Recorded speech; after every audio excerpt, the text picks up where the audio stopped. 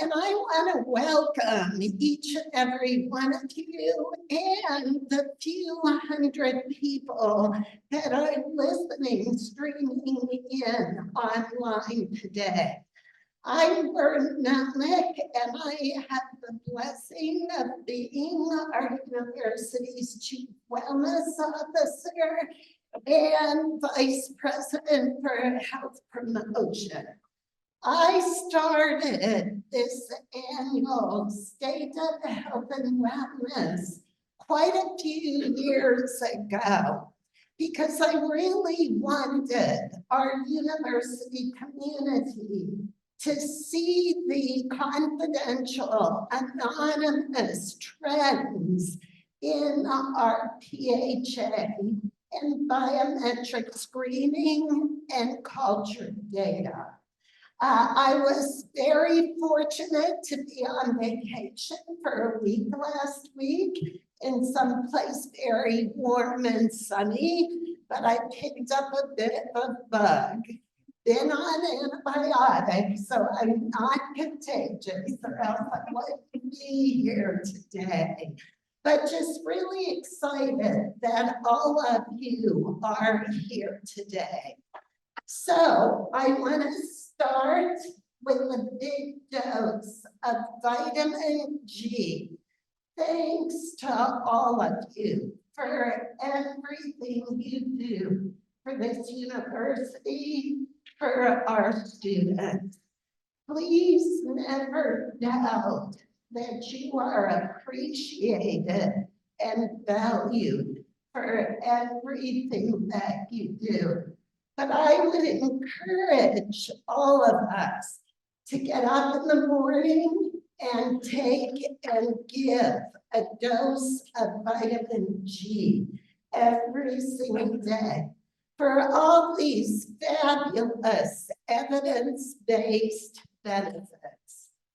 Well, we have such a fabulous leadership team here at the university who are invested in the well-being of our faculty, staff, and students. I want to take a minute and recognize some of these folks who are with us today. Our terrific acting provost, Dr. Carlos Adnick. Thank you for joining us today.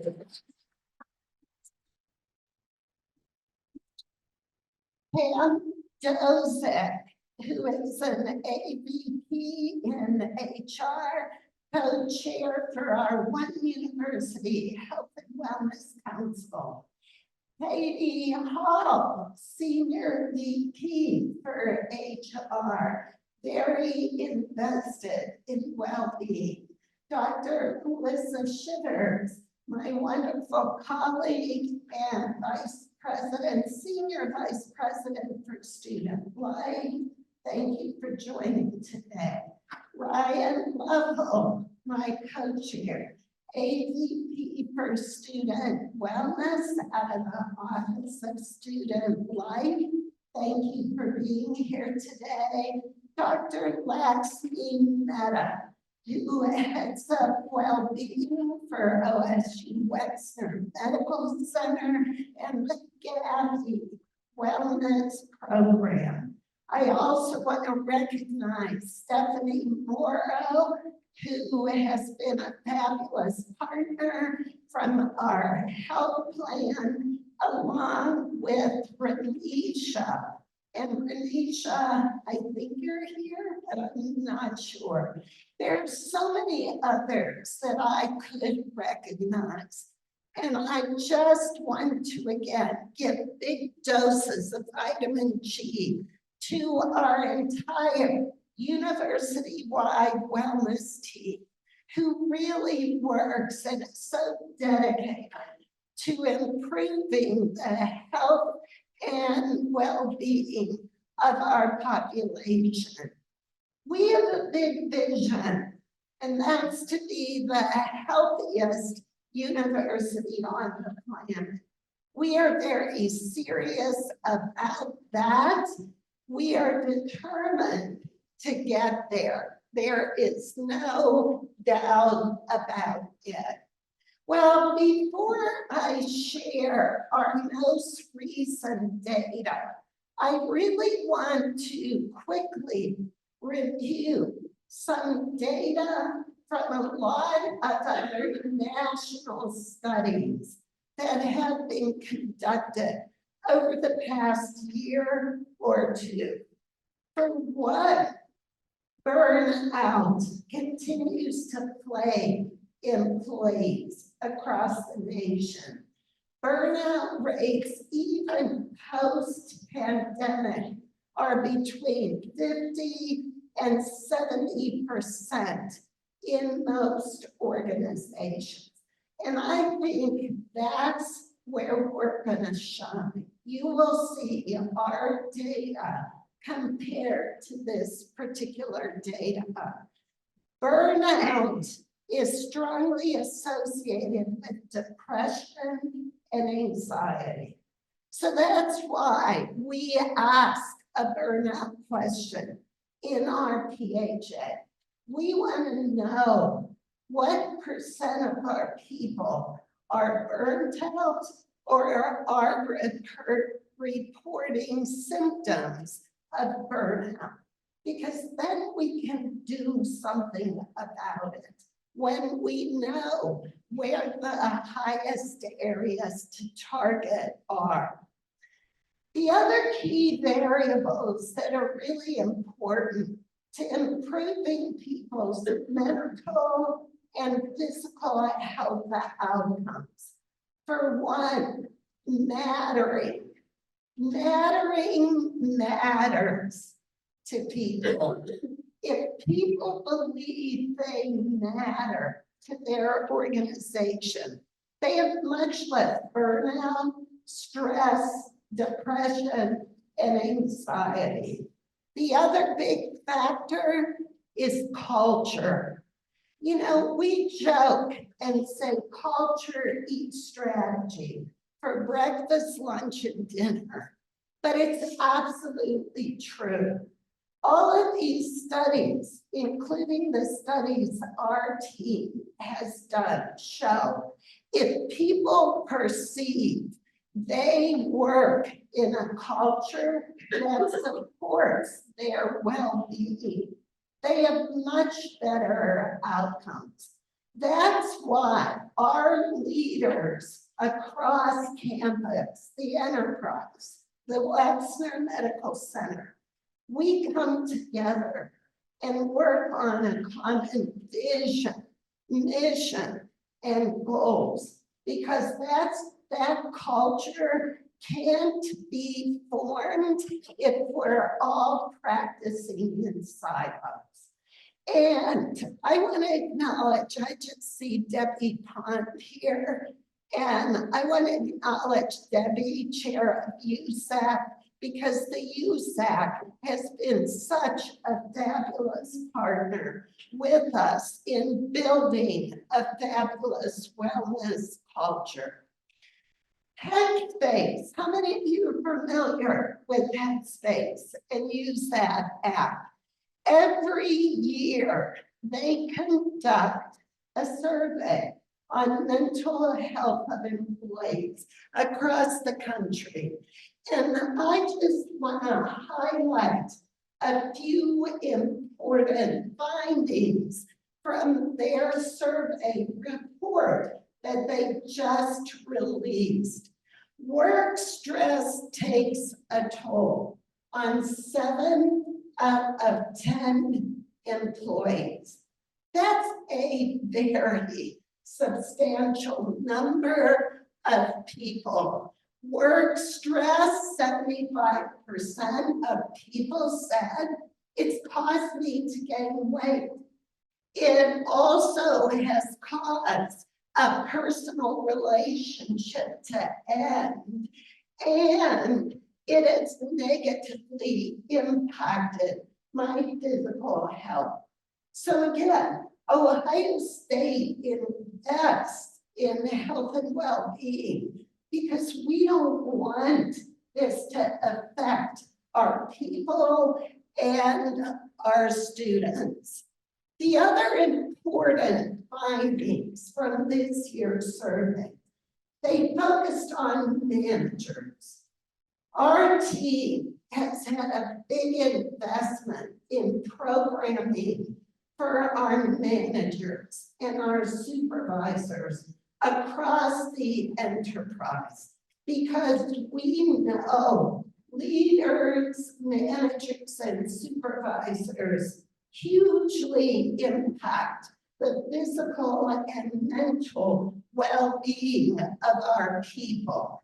And I've got some really good data to share with you today on culture with our particular managers here at the university. We have created a national model for how to build population health and well-being. We take a multi-component approach. We target evidence-based interventions to top leaders, to faculty, to middle managers and supervisors, to the grassroots of the organization. It's also important to focus on system issues that we know cause burnout, depression, and anxiety. But you've got to do it within a culture, again, that supports everybody's well-being.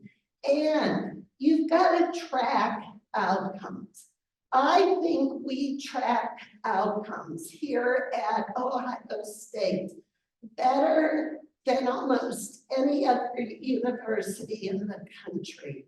And we use that data to then target interventions to where they are most needed. We've got a huge wellness team. Leaders from all of these areas sit together 1 day a month on average. We look at our data.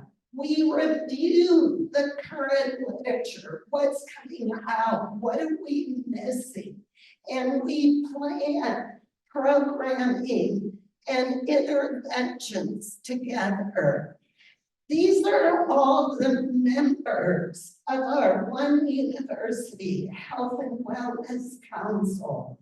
Again, we are together in our vision, our mission, and in our goals for the university. Please give a round of vitamin G to all of these guys.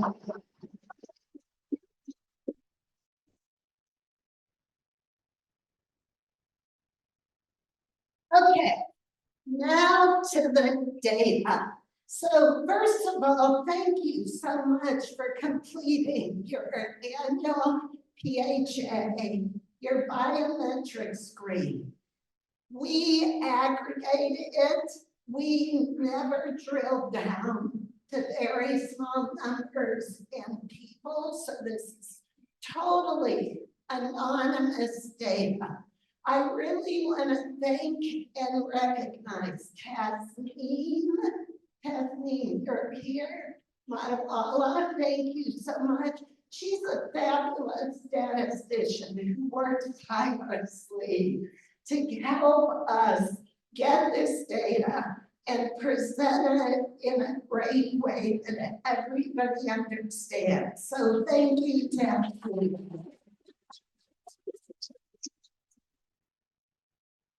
Thank you also, Melissa Walters, Steph Mora, for working together. We always work together on how this data is presented. We go out and make about 40 presentations every spring to deans, to vice presidents and their cabinets, providing them with this data. Deans and VPs love to see their unit data because we're very competitive here in Buckeye Nation. So if they see we're falling here against what other units are falling, that often provides some nice motivation to do some more implementation strategy. So this past year, this is pretty amazing for the size of our university. We had almost 22,000 people complete their PHA. If you haven't done it for this year yet, I'd encourage you after this session, maybe in the next few days, get this year's done. And we had almost 25,000 verified biometric screens done. A lot of those by Steph Morrow and her nursing team who go throughout the university and get those done to make it more convenient for people. All right, first we ask, how do you perceive your health? Is it excellent, very good, good, fair, and more? So you can see in 2019, 90% of our people who answered the PHA said, I'm in excellent or good health. That is dipped a little bit, not surprising during the pandemic years. We'd like to get that back up so that 100% of our Buckeyes, even if they're affected by chronic disease, can say, I'm still in good health. In terms of some clinical outcomes that we look at in trends, the first is BMI. And honestly, as a nurse practitioner myself, I don't like to talk about weight with people. I like to talk about healthy lifestyle behaviors. That's what's really important. But clinically, we do look at BMI because once people cross a BMI of 30, that's when chronic disease really starts to go up. Cardiovascular disease, diabetes. So you can see we're like the rest of the population across the nation in BMI. This is exactly where the nation lands with body mass index. So what we spend a lot of time on in wellness is getting our people active.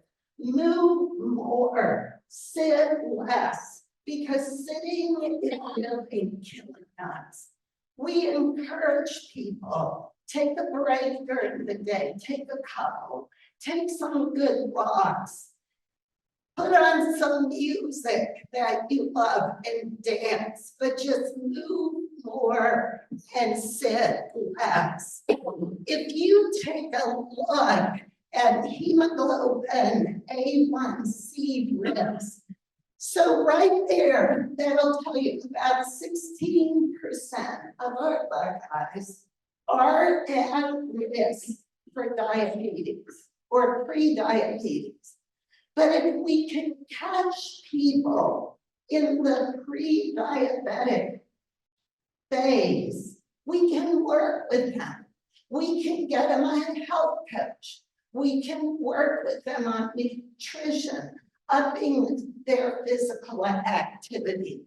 So we're going to continue to concentrate on getting people more physically active across our campus. Blood pressure risk, about 10% of our people do not have their blood pressure under good control. Remember, blood pressure is the major predictor of heart attack and stroke. My mom stroked out when I was 15 because of uncontrolled high blood pressure.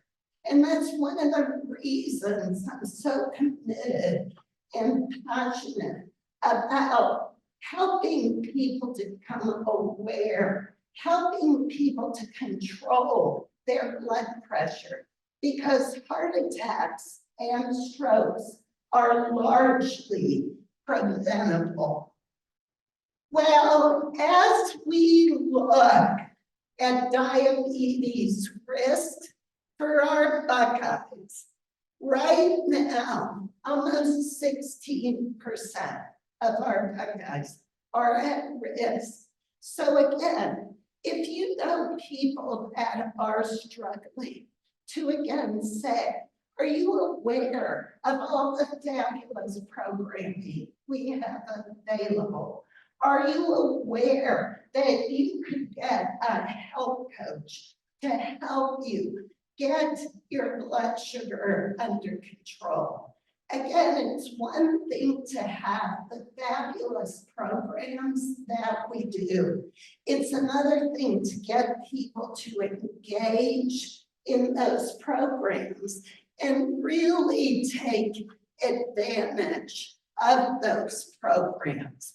So in terms of total cholesterol, about 32% of our people are at moderate to high risk with their total cholesterol.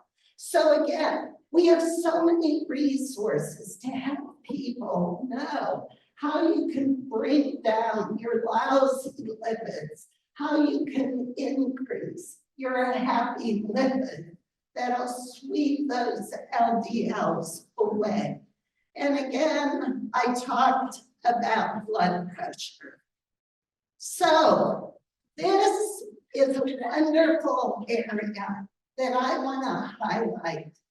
Think about what everybody went through during the pandemic. Healthcare claims for depression and anxiety tripled during and after the pandemic. We have, and I'm so happy about this, our percentage of people affected by depression and anxiety are so much lower than the general population.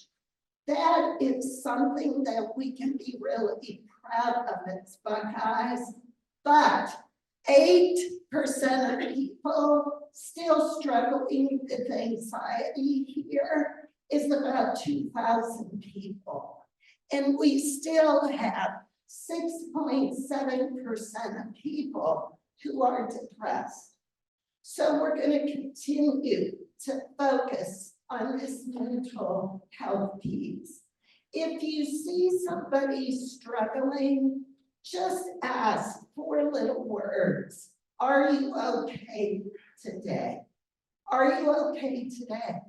That opens a window for people to say, no, I'm really not okay today. And for you to say, we have these resources here at the university that can really help you. It's a strength to recognize when we need help. It is not a weakness. And please make sure all your colleagues, all our students know the 988 suicide and crisis prevention hotline. Alcohol, I just want to point that out. About 23% of our population have more than the recommended amount of alcoholic drinks a day. So Jody Leister is a wonderful director of EAP. Jody and I did a podcast on busting myths about alcohol use that I hope all of you will tune into. When you take a look at our burnout, I'm really happy to say it's less than a lot of the other national studies across the United States.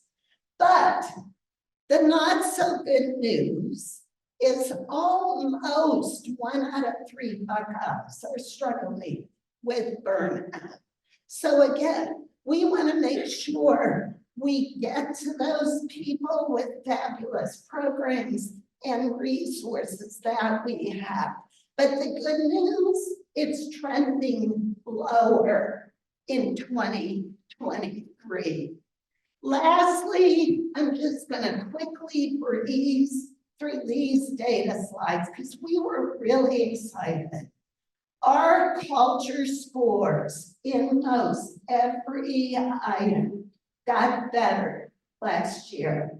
So we're really excited about that.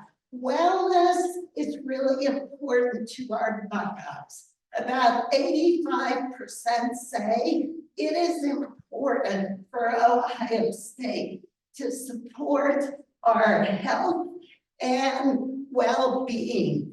So all the trends on culture in last year's PHA are going in the right direction. And that I am really very, very excited about. The one area that tends to go lower, although we had a little bump up this year, are senior leaders, role model, and support well-being. We will continue to work with our senior leaders, our managers, because again, their support is so key. And we were really excited to see the bump up with managers supporting their people's well-being, because that is so key. I want to give a special round of applause to the Buckeye Wellness Innovators online and here with us today. You people are 700 strong, faculty and staff who work with our wellness team on how to create cultures of wellness in the units. We are still working on making sure people know who their BWI is. But if you take a look at almost 16% of our faculty and staff participate in BWI healthy activities, that's about 4,000 people. That's a lot of people. So thank you for being our force in the grassroots. So with that, I hope some of you who aren't BWIs will join us for our next orientation on May 21st. I hope you will take advantage of all of the resources that we currently have available for all of you. And lastly, if I can get the slides to go, we have a faculty toolkit that helps people integrate wellness in their curriculum. And I just launched a CWO Wellness podcast. These are short, they're with experts, 15 minutes, you could go for a brief walk and listen to a topic on a very hot topic. Lastly, if we could get everybody to just do these things, we would see an 80% decline in chronic disease. So with that, I am now going to call up Dr. Melissa Shivers, who's going to give an update on student wellness. But I encourage you, make today your July 1. Pick one of those behaviors I just showed and commit to getting a little better at one. Melissa, thank you so much for being here with us. Thank you, Good afternoon. Can you all hear me? I think my white mic is. Is that better? Is that better, everybody? Perfect, perfect. I am going to stand right here for a couple of different reasons. One, Bern is really intimidating with her presentation skills. She can move all around. If I move around, I worry I'm going to fall down. So we're going to stay in a focused space and hopefully being able to share with you all some pretty important updates from the student perspective. First, I would love to just say I'm so grateful to be back this year, Bern. Thank you for the opportunity to partner, but also for the opportunity to be able at the end of every year to really talk about some of the things that we are seeing, but also really being able to share more about some of the successes that we have experienced throughout the year. And a lot of that comes from the data that we're able to receive that helps to inform our practice and our work. So first, just thank you so much for that, Bern. Secondly, I want to share with you all a little bit about some of the work that we've been doing and have been in partnership with so many folks on campus. A couple of weeks ago, I had the opportunity to attend the Out of the Darkness Walk. How many of you are aware of the Out of the Darkness Walk related to suicide prevention?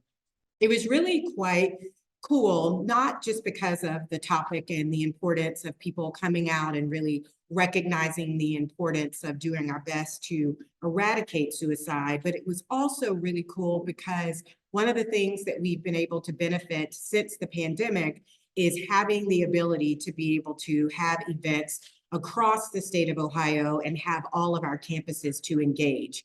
So for the Out of the Darkness Walk, it was really cool because we were able to have 3 of our regional campuses to be able to participate where they were. So I think it was Marion, Lima, as well as Worcester joined us. And it was fun because we could turn around and see that they were starting their walk at the exact same time that we were starting our walk. I share that because I think it's an important reminder that just because our campuses are located all throughout the state, we are one Ohio state. And there was something really powerful about watching us all begin that particular experience together. It was also a good reminder for me about how important it is to continue to engage remote and virtual opportunities to keep our students having a similar experience while they may be located in different parts of the state. Next, I want to share just a few data points. Not only is Ohio State a very strong institution, but we are also a very caring institution, which is why I know that we've had such an incredible focus on health and well-being. And certainly over the many years, I've been here a little bit over 4 years, I've been really impressed with the way that we embed the focus on health and well-being literally in everything that we do. So I would just like to share a little bit of data about some of this work and the student experience. And I don't think that you all will be surprised that about 1/3 of Ohio State students report that they have been diagnosed with anxiety. And 27% of those students say that they have been diagnosed with depression. As I shared with you all at last year's event, about 1/4 of our students say they have trouble creating and maintaining relationships. And more than half of our students score positive for loneliness.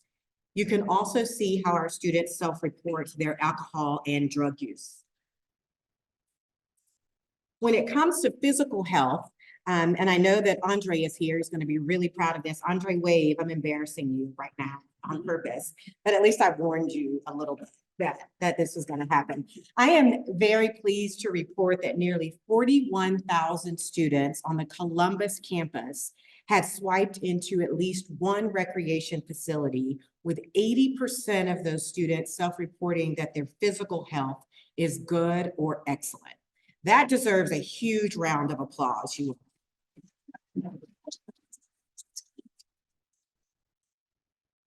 The fact that students are able to make that connection between their physical health and their mental health, and many of them will tell me when I say, how do you take care of your mental health? They say, well, I work out.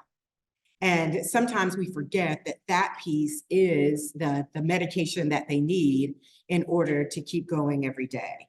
Students are also saying that they have a strong ability to thrive, and more than 80% of students report that they feel a strong sense of belonging at Ohio State.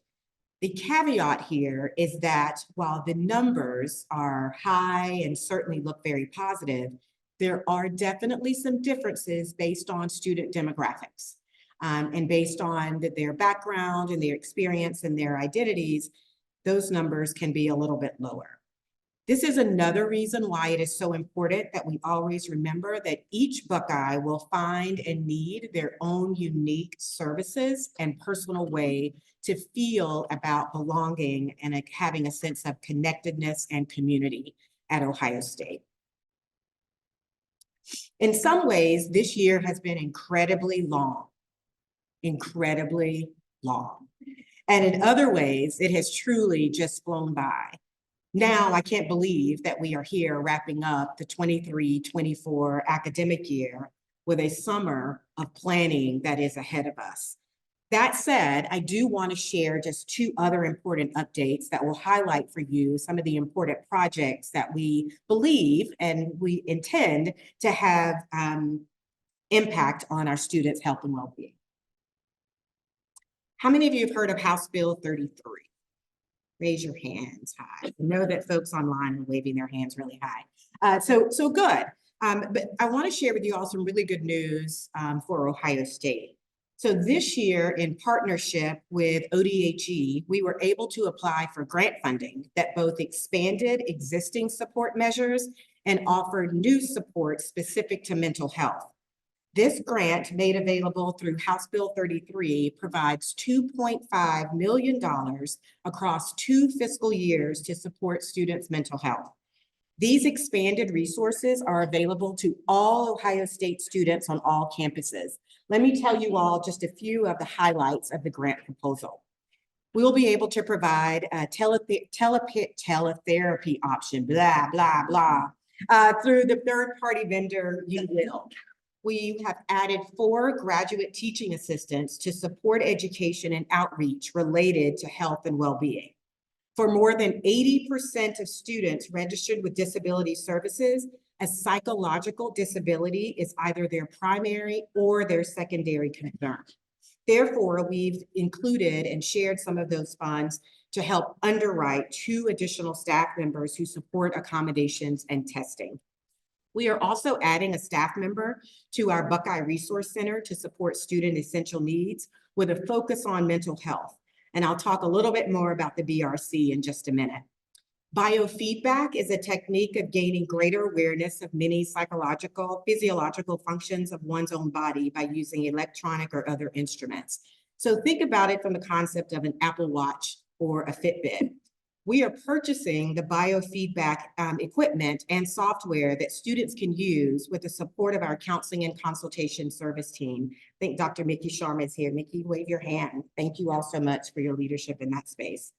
We do know that many students utilize online self-help modules to address a variety of concerns. We are working with a program called WellTrack Boost to expand the availability of self-help modules that promote mental health. Finally, I want to highlight direct mental health support grants. Many students in need of specialized or long-term care may seek treatment off campus. Knowing that those costs can be significant, we have made available grant funding to help students and payment for those services. These are administered by our Student Advocacy Center staff. Now a little bit more about the Buckeye Resource Center. Another example of wraparound services is the work that Ohio State is doing around essential needs. We know that colleges and college degree can be life-changing for students, but also that a completion of a degree is truly the ultimate goal, as it can lead to higher incomes, greater stability, and overall better health. Unfortunately, we also know that many of our students do not have the resources to both pay tuition and meet their essential needs, things like housing, clothing, and food. Currently, Ohio State offers so many great resources to support our students. We have a food bank in Lincoln Tower, the Buckeye Food Alliance. We've collected and distributed professional attire via the Career Closet that is operated as a pop-up several times per year. We have emergency funding for students through our Student Advocacy Center. We connect students to resources that are available in the city. We do a lot of things, but what we hope to be able to do is try to create more coordinated efforts around meeting those student-specific needs. This is where the Buckeye Resource Center will come in. The concept behind the Buckeye Resource Center is to really create a one-stop shop for the essential needs of our students. Let's talk a little bit more about the need. And as you can see here, the need is real. These numbers illustrate the need for support here at Ohio State. And these numbers align very closely with the numbers that we see nationally. Many students are living literally on the margins. They are one financial emergency away from needing help.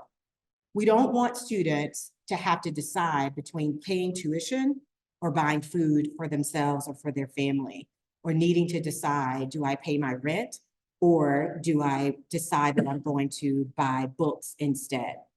We are targeting opening the Buckeye Resource Center in late fall of 2024 inside the Yonkin Success Center on the ground floor. Let me give you all a little bit of a sneak peek of what the Buckeye Resource Center will look like inside of the Yonkin Success Center. Doesn't that look really cool? Yes. It's going to be really quite awesome. And I want to also acknowledge Ryan Lovell as he has taken leadership over the implementation of the Buckeye Resource Center. And we're really excited to see this come to fruition. But we're really excited for what we believe this sort of one-stop shop approach will do for our students. We know that when you have to worry about food and clothing, it's really difficult to show up in the classroom and be successful.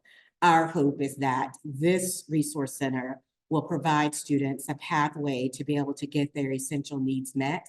It's a part of the Yonkin Success Center, so there's still the ability to have some anonymity about going into this building, which we hope will allow for more people to be able to access those resources.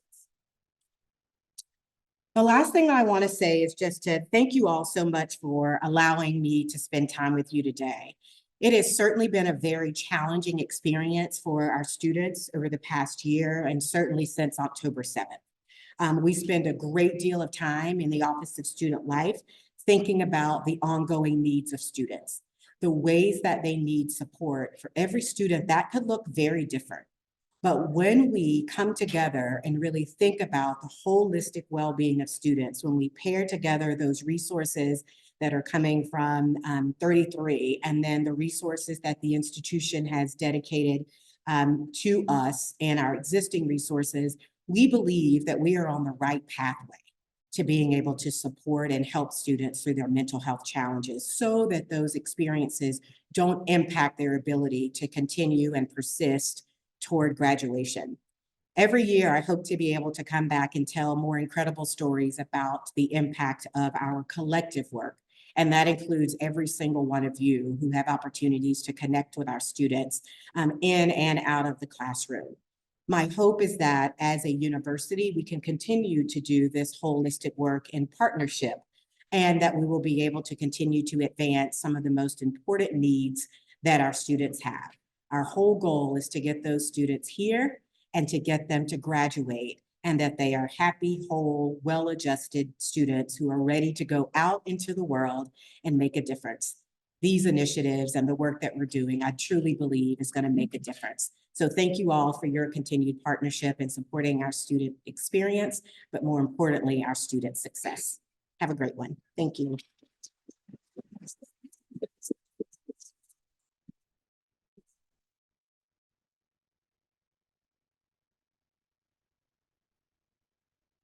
Now I am delighted to introduce our fantastic Senior Vice President for HR, who I've had the pleasure of working with over the past several years, and that is Katie Hall. Keep talking about me. I'll be there. Oh, yes.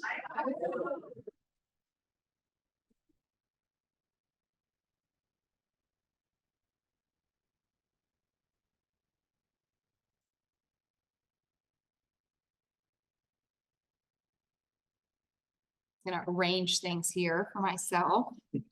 Give me a second here. Thank you. So thank you so much. Can you all hear me okay? Great. Thank you so much, Bern, for that lovely welcome. So I'm happy to be here this afternoon to join Bern, of course, as someone who deeply values the well-being of our faculty and staff. As we have already heard about today, a healthy workplace is more than just the absence of illness. It's about ensuring we value well-being as an institution and embed it as one of our cultural norms. In practice, this includes supporting each other's physical and mental health. I'm going to tell a little story to start today about my own experience with my well-being being prioritized at Ohio State. And it actually happened on my very first day with the university. I started at Ohio State on February 10th, 2000. So I've been here for 24 years. My first day was also my 30th birthday. But importantly to this story, it was also the first day that I dropped my then oldest son off at childcare for the first time. He was 3 months old. So as you can imagine, I was a complete and utter wreck. Typically, when you show up for work for the first time with a new employer, you want to be poised, you want to be professional, you want to make a good first impression. I can tell you those are not the words that I would use to describe what I looked like when I rolled into the then Employment Services building at Northwood and High Street. But I had a boss who appreciated how challenging that day was for me. And she took me aside and she said, look, if we can do anything to help you manage your schedule a little bit differently, so that you can balance your new family and your priorities with this new job, just let me know what it is, and I'd be happy to work with you on that. It was that small example and many, many more throughout the course of the career that demonstrated to me how much leaders at Ohio State care about their employees and their wellness. And it made all the difference to me as an employee and taught me something as I then became a manager and a leader at the institution about the way I want to lead and the way I want to treat my employees. The university's single greatest asset is the diverse community that we have of people and our perspectives. It is one of my top priorities to ensure that each and every one of us comes away knowing that Ohio State supports our total well-being and that makes a difference in each of our lives, just as it did for me 24 years ago when that first boss made such a big difference for me. Well-being can be very personal. It can be different things to different people. Human Resources continues to explore ways to support our employees with personalized benefit offerings like the Lifestyle Spending Account and family care benefits through Bright Horizons. Okay, I was a few slides behind. Now I know what they were whispering about over there. So I'm going to talk a little bit about the Lifestyle Spending Accounts first, or LSA. This benefit reimburses our employees up to $500 a year in personal expenses related to different dimensions of wellness. The list of eligible items is very long and ranges from athletic apparel to childcare, dance classes to tax preparation. We have more than 50 categories of items and many, many options in each category that people can take advantage of. Last year, every category was utilized. If you've used the LSA at least once, can you raise your hand for me, please? Oh, wow. Okay, that's awesome. Thank you. How great. That makes me so happy. On average, nearly 60% of our eligible faculty and staff from every level of the university used the LSA last year. And the first quarter of this year shows that participation is similar. We love to hear stories on how employees are using the LSA to improve their well-being. One I will share briefly is how colleagues from the James used the LSA to purchase running shoes and their race entries as they trained together for a marathon. And this is a picture of those employees. I love it. If you would like to share your LSA story, you can email that story to yp4h@osu.edu. And again, we'd love to hear how you're using those resources and that benefit. We also offer a family care benefit through Bright Horizons to help employees manage work, life, and family responsibilities. The services mainly focus on helping employees find and assist in the cost for emergency backup child and elder care. One of the most popular ways it was used last year was for care that can be reimbursed up to $100 a day if you use your personal sitter or a family member for backup care. In addition to child and elder care, you can search services for pet care, housekeeping, and tutoring, just to name a few.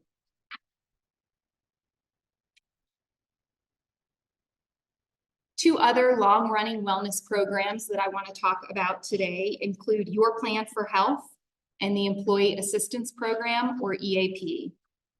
Our long-running employee health program, Your Plan for Health, which has been recognized by state and national health and wellness organizations, provides eligible faculty, staff, and their spouses with the tools and resources for living a healthy life and ways to have fun while doing it. Your Plan for Health offers a home base for health through our partner, Virgin Pulse. You can join a team challenge every quarter.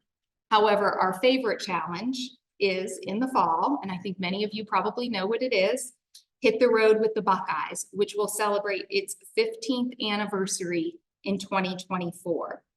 How many of you have participated in Hit the Road with the Buckeyes before? That's awesome, thank you. I'll tell you, I joined a team in HR this past year, and if you've joined, you know the process. You have teams and we're all competing against each other for the number of steps. What I didn't know when Pam invited me to be on her team, Pam Dosick, the AVP for Total Rewards and Human Resources, was that there was also going to be competition within my actual team, and that we all, and Pam has figured out a way to continue walking 24/7 every hour of the day. I never could quite catch up to her. Participating in Your Plan for Health helps you earn funds that can cover healthcare expenses. And Your Plan for Health has also curated a collection of 30 LinkedIn learning courses that all of you have access to that are specific to improving your work life and well-being. The Employee Assistance Program, and I know Bern introduced Jody, led by Jody Leister, offers everyday benefits that help enhance the overall well-being of you and your family. The EAP includes complimentary and confidential short-term counseling and resources for financial wellness, legal services, travel planning, and many other offerings. Both EAP and Your Plan for Health offer support in every dimension of wellness and can be personalized to your own interests and personal needs. I hope you can see from each of these programs how the university is prioritizing well-being as part of our values and in practice, and giving employees choices on how they use them. With some of the data shared by Bern just a moment ago, we can see opportunities and where we need to focus. I would like to share some data that makes me think that we're on track. As Bern mentioned, each year we encourage employees to take a confidential personal health assessment as part of the Your Plan for Health program. It's a way for you to understand your current health and identify opportunities that you may want to address. Both health behavior questions, beyond health behavior questions, the PHA also includes insights about belonging, mental well-being, meaning and purpose in your work, and work-life balance. As you can see from this slide, we have shown slight increases in the last 3 years, with the biggest jump being in work-life balance. While these increases are incremental, I'm hopeful, as Bern said, that this indicates a positive trend in the day-to-day experiences that each of you have as part of our Ohio State community. After hearing all of this, I hope you believe, as I do, that at Ohio State, you can find a community of colleagues who care about you and who can connect you with the support and resources you need for your well-being and a positive work-life experience. Finally, I want to thank each employee who volunteers as wellness champions for Buckeye Wellness, leaders who support this important work, and people leaders who are fostering a culture of change for their teams. A special shout out to Bern, of course, for being a terrific partner and advocate in health and wellness. And I know Melissa already left, but I also want to thank her for her, Sorry. no, that's okay. Multiple Melissas in the room. So I'm going to get to that, Melissa, too, but I first want to thank Melissa Shivers, who has such a unbelievable care and compassion and connection to our student body, and is just so laser focused on their health and well-being every day, especially at these times of the year when there's just a lot going on, as she mentioned, in the world that impacts all of us, and in the midst of their trying to complete the academic year, which makes it increasingly difficult for all of them. I also, like Bern, want to call out Melissa Walters. Melissa, you can wave back there. Thank you. Melissa is HR's Director of Wellness and Engagement. Melissa is an amazing asset to my team. I want to thank her personally for her assistance in today's session, and for also all of the amazing work that she does to lead many of the initiatives that I talked about today. I am so pleased to be here to help celebrate all of the employees who are being honored as Buckeye Wellness Innovators, and we'll turn things back over to Bern so that she can present those awards.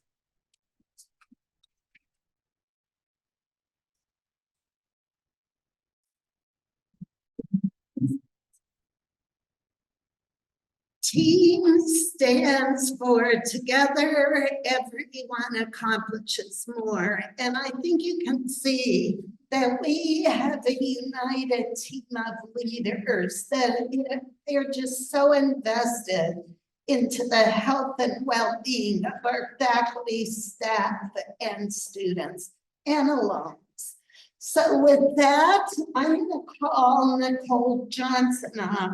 I want to really give credit to my Buckeye Wellness team, who's such a blessing to me and this university.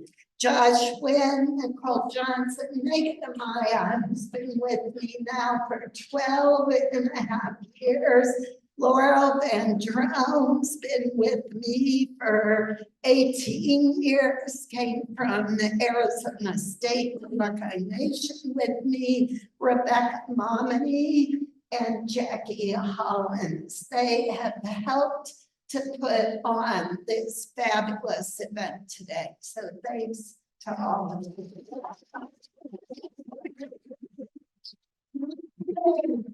Nicole is one of our fantastic wellness program coordinators, and she works very closely in addition to Anthony Rosselli. Anthony is here somewhere, okay. But they're gonna help present our BWI awards. So Nicole. Thank you. All right. Hi, everyone. For that introduction. All right. So I'm excited to be here and introduce our Buckeye Wellness Innovators of the Year. We have two fantastic BWIs over at Polaris at the James Molecular Lab. We have Rachel Hess and Joyce Wiston. I know they're here if you want to raise your wave. We'll have you down here for a picture in a minute.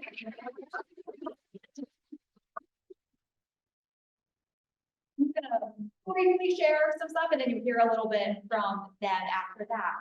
So Rachel and Joyce, they have been doing a lot over at Polaris. They have put on scavenger hunts, held craft days, shared snacks and hot chocolate.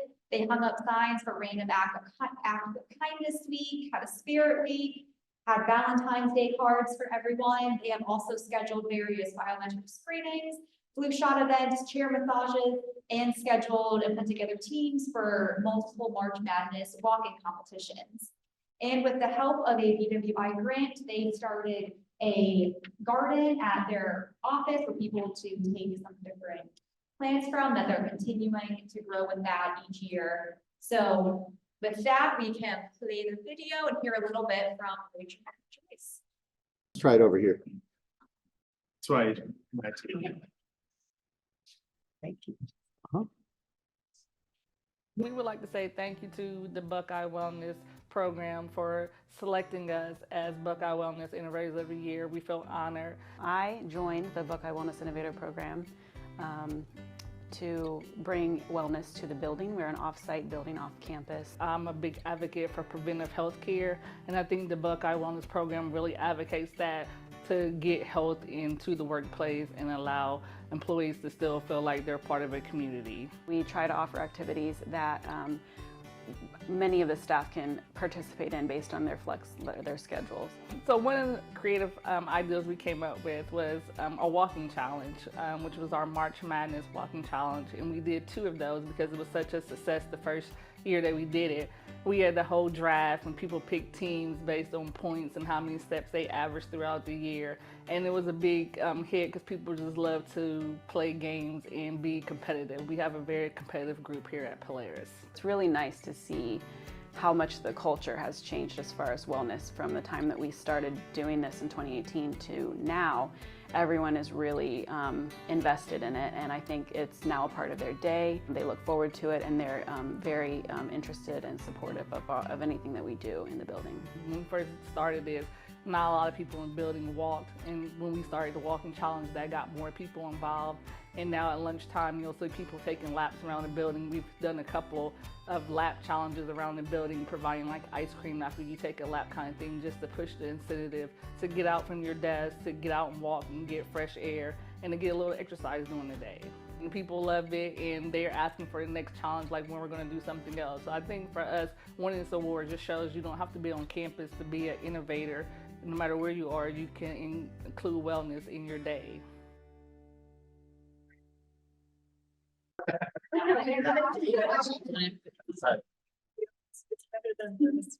Actually, I see your space.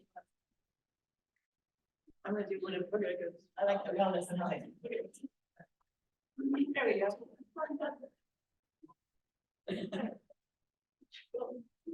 So we're all wearing gray to be the most like. Not much color. All right, okay, am I good to go? Good to go. Hi, everyone. I'm Megan Amaya. Oh, I'm so used to like walking away from the podium. I'm here. Okay, that's all right. I'm here to present our manager and supervisor awards. Now, there are 4 of them, so bear with me as I go through them. What I'm going to do is share a little bit about each of them that are being recognized today, and then there's some pictures and you can read a little bit more than what I have in front of me, and then we'll have you all come down for a picture and get your award. So we'll hold our applause until the end after I go through each one, and my eyes are getting old, so I have to take this off to read. So the Manager Supervisor Award is an annual award that's presented to department and unit leaders who support and facilitate a culture of wellness in their respective areas.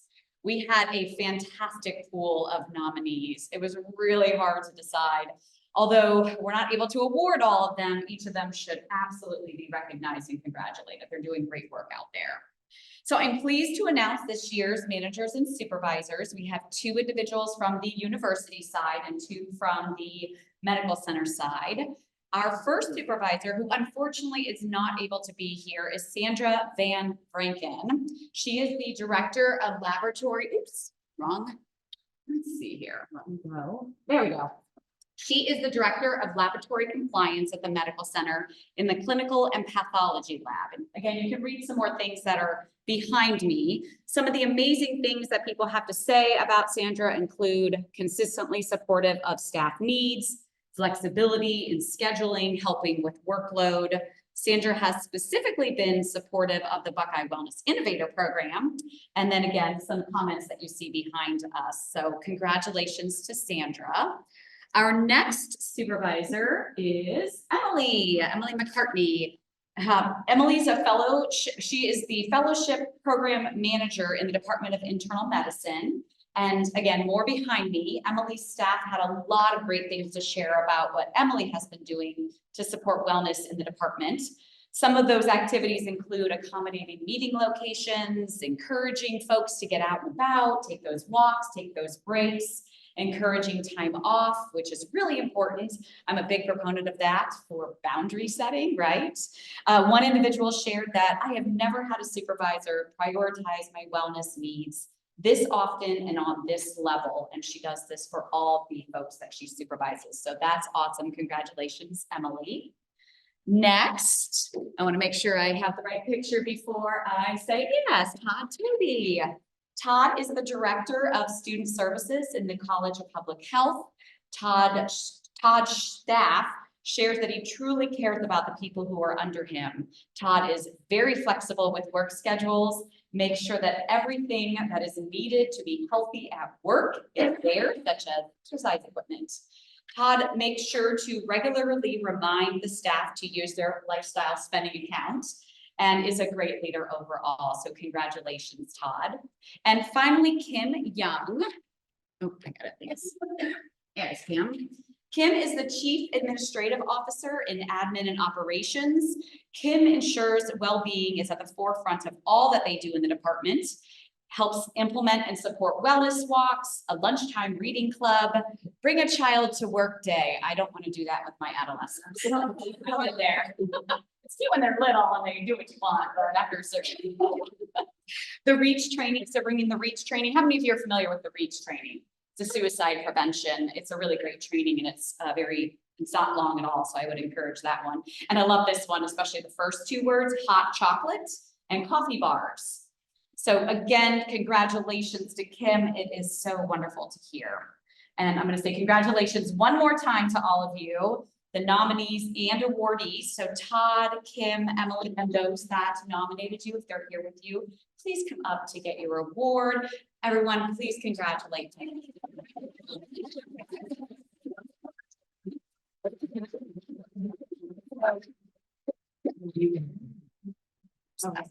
Now I have the great pleasure of presenting our University Leadership Wellbeing Award. So every year, along with our BWI awards, and again, I cannot give you all a big enough dose of vitamin G. You do such a great job helping us, volunteering, and creating these fabulous cultures of wellness. But then I have the pleasure of interacting with so many of our top leaders across the enterprise. And every year we recognize one or two that have gone beyond what most do to really support their people's health and well-being. So this year, I have the utmost pleasure, I'm so glad you're physically here now, to present this year's Leadership Award to Dr. Norman Jones. Norman.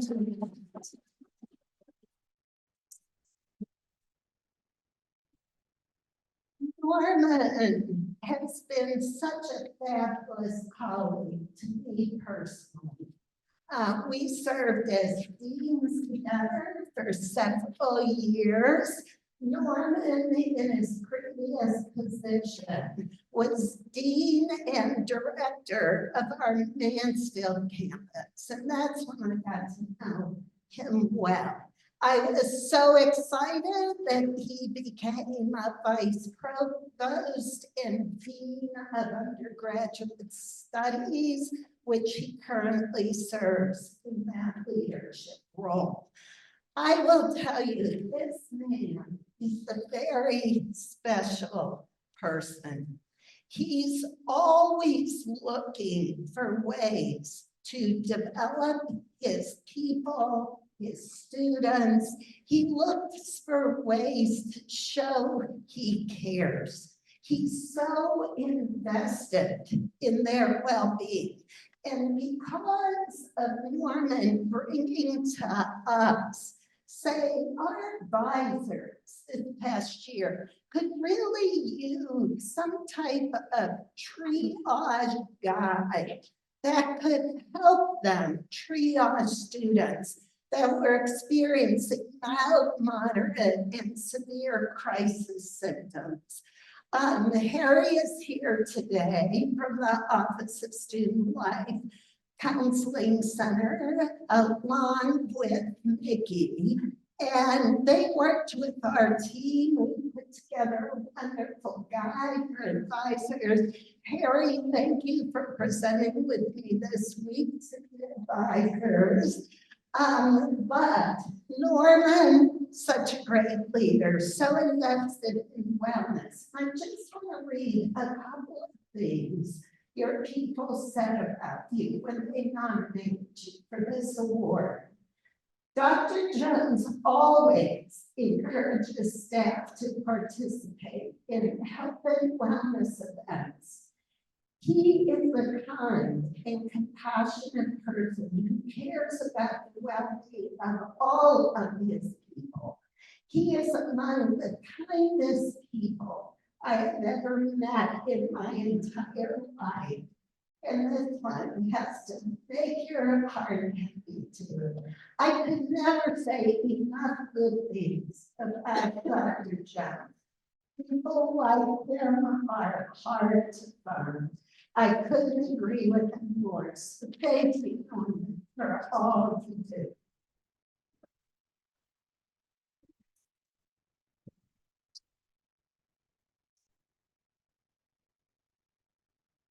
My team's gonna be so proud of me because they said, Vern, we gotta finish on time today, and we are gonna do it.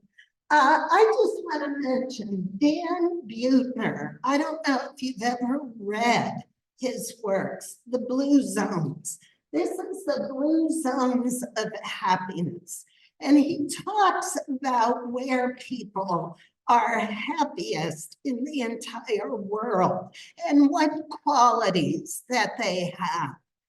The three big qualities: dreams, purpose, passion, and pride.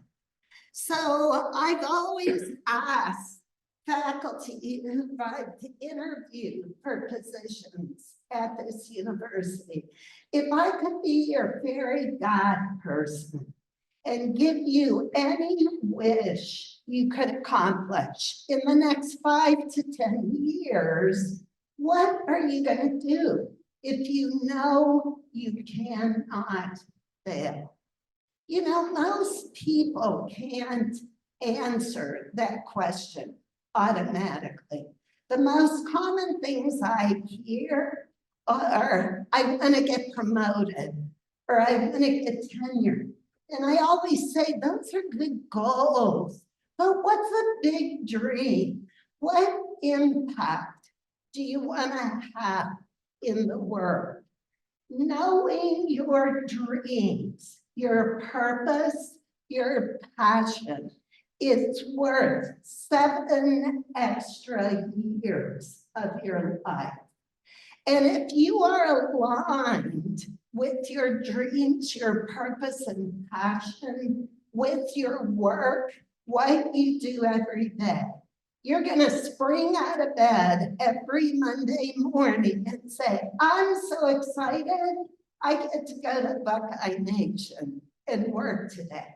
And that's what we want our Buckeyes to feel like, to be aligned with a dream, their purpose, and their passion. So with that, I would like to encourage you to take our 155 Buckeye Wellness Eye Opener Challenge. Every morning when you get up, practice just 1 minute of gratitude. Think about the people or things in your life that you're grateful for. 5 minutes reading in a positive book or listening to a positive podcast. And 5 minutes of movement or activity. You might say, Bern, you're crazy. I don't have 11 minutes. You are worth 11 minutes a day. Your health and well-being is not a nicety. It's a necessity, because we can't continue to pour from an empty cup. Our university-wide wellness team is here to help you to achieve your optimal health and well-being. I hope you will know all the fabulous programs and resources we have available here, and take the time out of your day to go to them, because the outcomes of people who attend our programs are much better. Every year, we decide on a theme for the following year. And next year's academic year's theme will be Thrive in 24-25. So a lot of the programs that we will offer will focus on helping you to thrive. And that's Rebecca's son. I asked her to give me some pictures of Tim really thriving. Wouldn't you agree? That is the picture of thriving. So thriving versus surviving. We don't want you to just survive. We want you to come to work, excited to come, be connected to your colleagues, get caring and wellness support that you really need to thrive, to flourish. So with that, we want to know, what is your current level of thriving on a scale of 0 to 10? And what can our wellness team help you to do to thrive in 24-25? I want to thank you all again for all you do. Thank you for attending today. And last but not least, go Buckeye.